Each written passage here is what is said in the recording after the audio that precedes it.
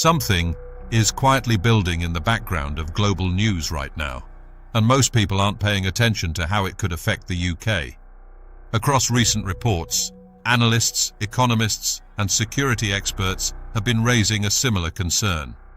Not about one single crisis, but about what happens if several pressures hit at the same time. Because Britain, like many modern economies, is deeply interconnected with the rest of the world. And that creates strength in stable times, but vulnerability in unstable ones. Over the past few months, global tensions have increased in multiple regions. Conflicts affecting major energy-producing areas have pushed oil prices higher and created fears of further disruption. Economists have warned that rising energy costs could feed back into inflation, increasing the cost of living once again.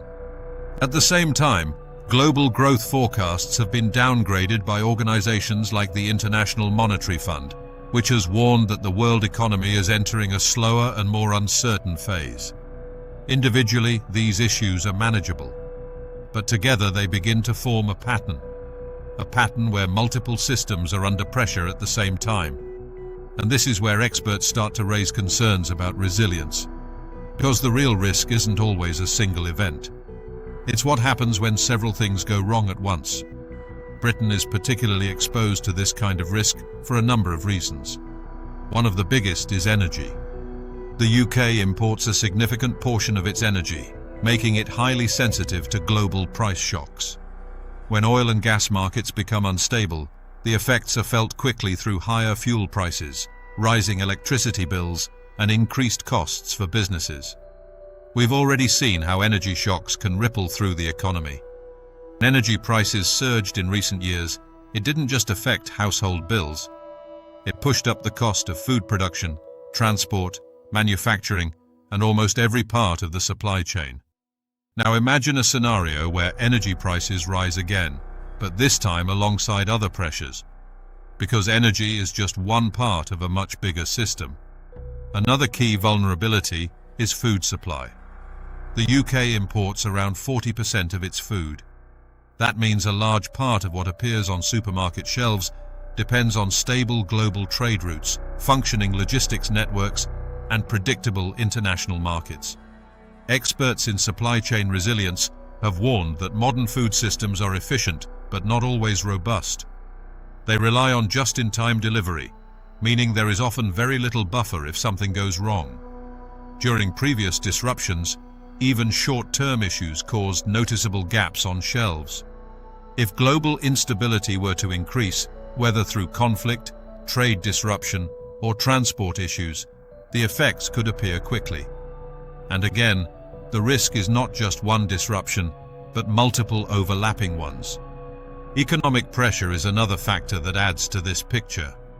The UK economy has been facing a period of low growth, with productivity challenges and ongoing pressure on wages. At the same time, public finances are already stretched, limiting how much room there is for large-scale intervention if another crisis emerges. Financial institutions and central banks have increasingly been stress-testing how systems would cope with geopolitical shocks. These exercises highlight a growing awareness that global instability could have real economic consequences. Cyber risk is another area that has received increasing attention. Modern economies depend heavily on digital infrastructure. Banking systems, supply chains, energy networks, and communication systems all rely on complex digital systems that must function continuously. Security experts have warned that cyber attacks are becoming more sophisticated, and in a major escalation, digital infrastructure could become a target. A large-scale disruption wouldn't just affect one sector. It could impact payments, logistics, communications, and access to essential services. Again, not necessarily collapse, but disruption. And disruption, especially when combined with other pressures, can have a cascading effect. Infrastructure is another part of the equation. Much of Britain's infrastructure was built decades ago and requires ongoing investment to maintain and upgrade. Energy systems, water networks, transport infrastructure, and communications all need to function reliably, even under stress. Recent discussions around infrastructure resilience have highlighted concerns about how systems would perform under extreme conditions. None of these issues exist in isolation. They are all connected. Energy affects food production and transport. Economic conditions affect public services and investment. Digital systems underpin almost every part of modern life. So when experts talk about Britain being exposed, they're not referring to a single weakness. They're talking about interconnected systems that rely on stability. And what happens when stability is disrupted? It's important to be clear about one thing. Experts are not saying that a major crisis is inevitable. What they are saying is that the world is becoming more unpredictable.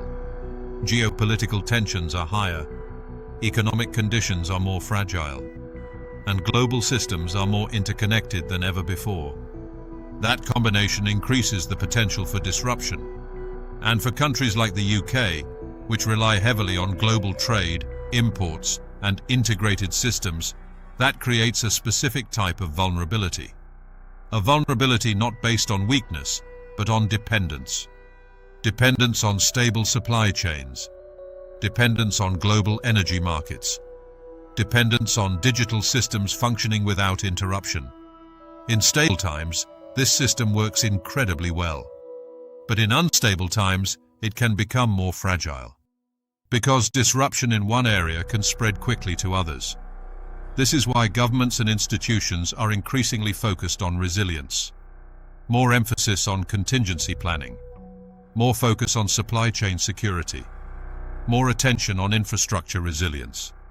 These are not signals of immediate crisis, but they do reflect a recognition that the global environment is changing.